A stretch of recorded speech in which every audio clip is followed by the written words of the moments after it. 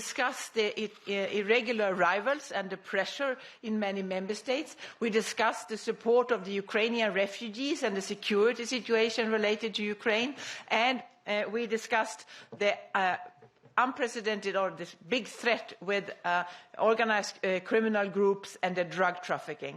And all of these discussions were held in a very positive and constructive atmosphere where we really have the feeling that all member states agree that we should and will work.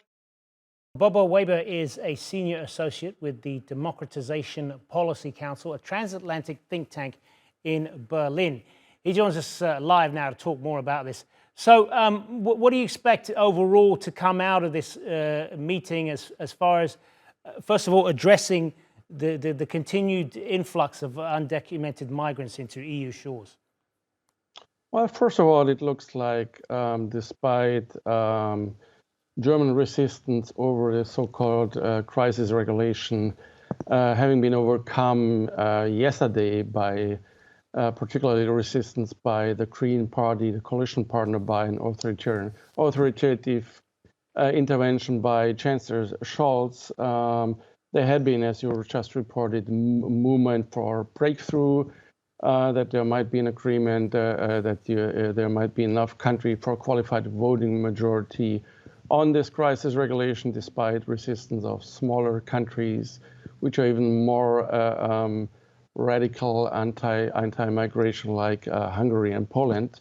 But as that breakthrough on the German change of position on the German side came with some request in over a compromise in that regulation, ensuring ensuring that rule of law and human rights are ensured within that regulation, there has been pushback from Italy, and I understand that the Italian Interior Minister has already left the meeting, so there has obviously not been an agreement today, though the Spanish presidency seems to be confident that a deal can be struck in the next couple of days, meaning that the risk that the conflict over that regulation would basically kill the entire asylum deal that the EU had struck in June this year because of the tight timeline for the remaining time of the European Parliament and the Commission until the European elections in the next year.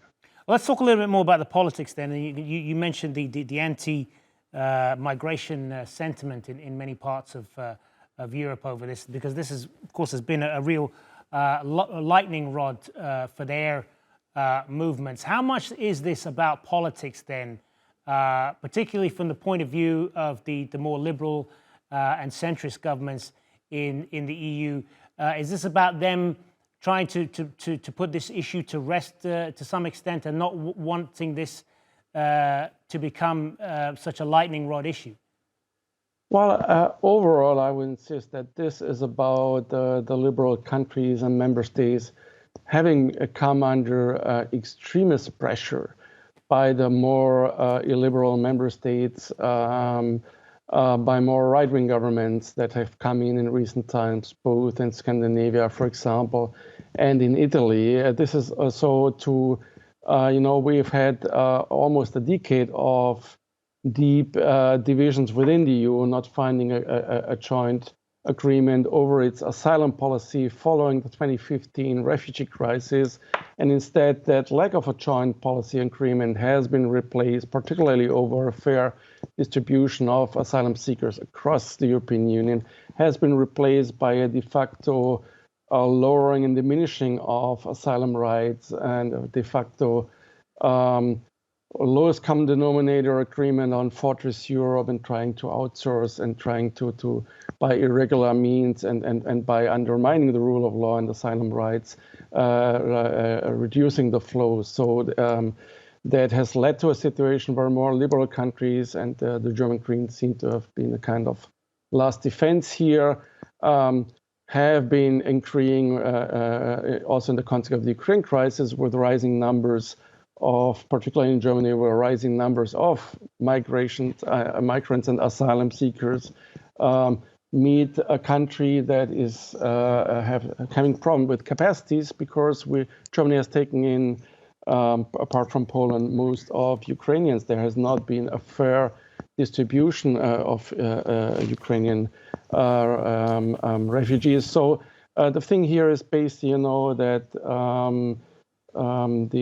the policy direction is in finding some agreement on reforming the joint European asylum system by giving in to those less liberal, more right-wing conservative, right-to-conservative parties that aim to reduce asylum rights. So in a way, it's a move from moving from current illegal practices that are tolerated by all member states on the outer border of the European Union, like systematic pushbacks, to legalizing politics, having a joint policy, but one that really partly reduces asylum rights and partly even abolishes them. That was at the background of this crisis resolution and crisis regulation, and that's where even the German Chancellor basically gave in, overruling the Green Party.